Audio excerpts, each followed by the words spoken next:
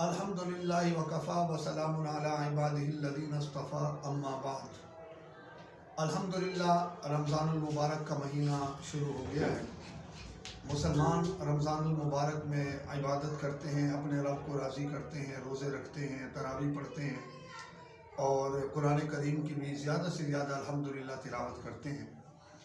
رمضان المبارک کے مہینے میں ظاہر روزہ فرض ہے ہم سب پر الحمدللہ، اور ایسی کون سی چیزیں ہیں کہ جو ہم غلطی کرتے ہیں تو ہمارا روزہ جو ہے وہ فاسد ہو جاتا ہے۔ اس میں ایک چیز سامنے آئی ہے، دیکھنے میں آئی ہے کہ تقریباً ہمارے 60-70% لوگ وہ غلطی کرتے ہیں۔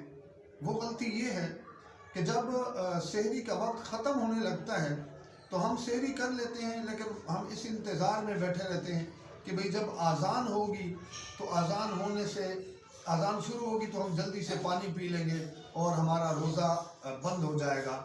تو یاد رکھیں یہ غلط ہے۔ جب سحری کا وقت ختم ہو تو اس سے 1-2 منٹ پہلے آپ پانی پی لیں اور آپ اپنی سحری مکمل کر لیں۔ یہ جو فجر کی آذان ہوتی ہے، آذان یاد رکھیں یہ فجر کی نماز کے لیے ہوتی ہے، سحری کو بند کرنے کے لیے نہیں ہوتی ہے۔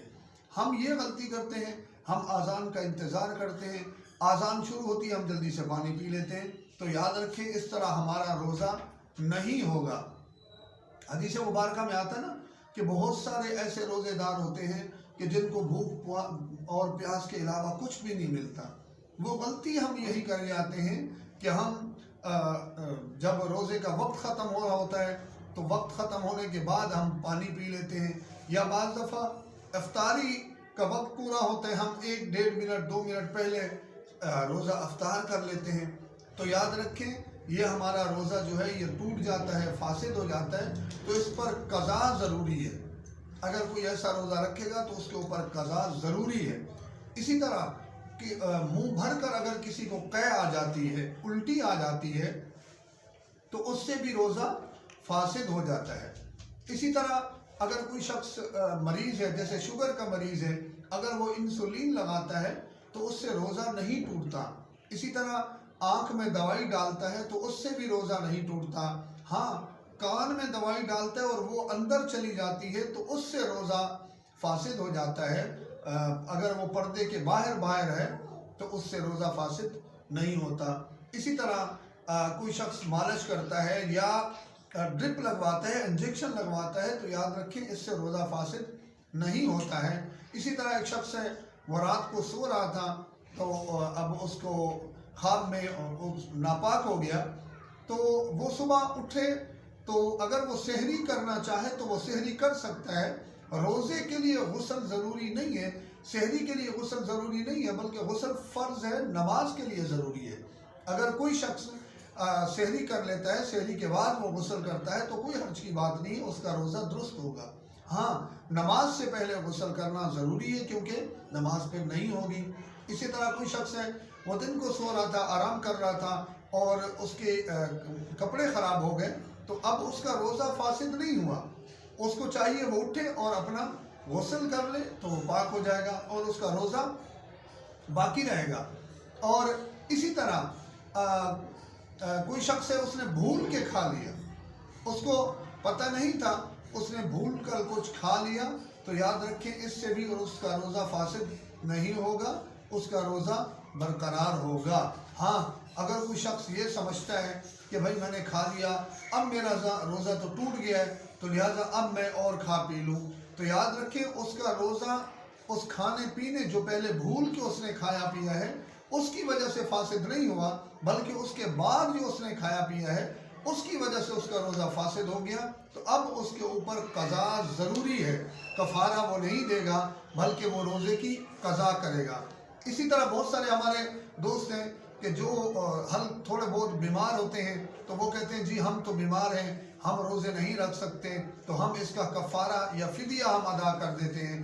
تو یاد رکھیں کہ وہ شخص جو ٹھیک ہو سکتا ہے، مثال کے طور پر ابھی اس کی طبیعت ٹھیک نہیں ہے، وہ بیمار ہے، تو وہ کفارہ دیتا ہے، اس کے بعد اس کی طبیعت ٹھیک ہو جاتی ہے، تو یاد رکھیں وہ ان روزوں کی قضا کرے گا جن کا اس نے کفارہ بھی دے دیا ہے، اس کے باوجود بھی وہ ان روزوں کی قضا کرے گا۔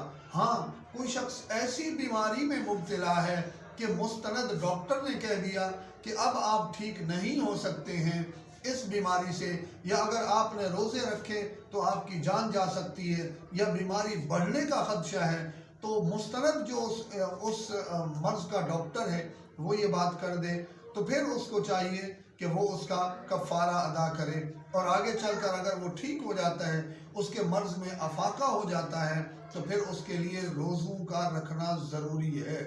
تو یہ چھوٹے چھوٹے مسائل تھے جو ہم عمومی طور پر غلطی کرتے ہیں۔ اسی طرح صدقۃ الفطر ہے، صدقۃ الفطر بھی ادا کرنا یہ واجب ہے ہر مسلمان پر۔ تو صدقۃ الفطر اپنے خاندان میں بھی آپ دے سکتے ہیں، اپنے اڑوس پڑوس میں جو ضرورت مند غریب غربا ہیں ان کو بھی آپ دے سکتے ہیں، جو مستحق ہیں ان کو بھی آپ دے سکتے ہیں۔ اور یہ جو صدقۃ الفطر ہوتا ہے، جو گھر کا سربراہ ہے اس کے ذمے ہے، نابالغ اولاد کا صدقۃ الفطر دینا اس کی ذمہ داری ہے، ہاں بالغ اولاد کا صدقۃ الفطر دینا ان کے ذمے نہیں ہے۔ اسی طرح اگر اس کی بیوی ہے، وہ مالدار ہے، تو پھر شوہر کے ذمے اس کا صدقۃ الفطر نہیں ہے۔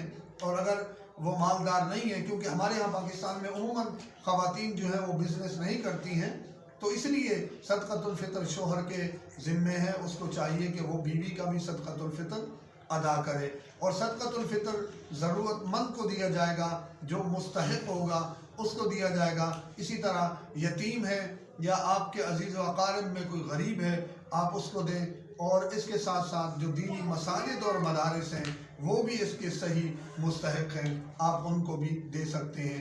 جو کچھ کہا سنا، اللہ پاک سب سے پہلے مجھے اور بعد میں آپ تمام بہن بھائیوں کو اس پر عمل کرنے کی توفیق عطا فرمائے۔ وما علینا الا البلاغ۔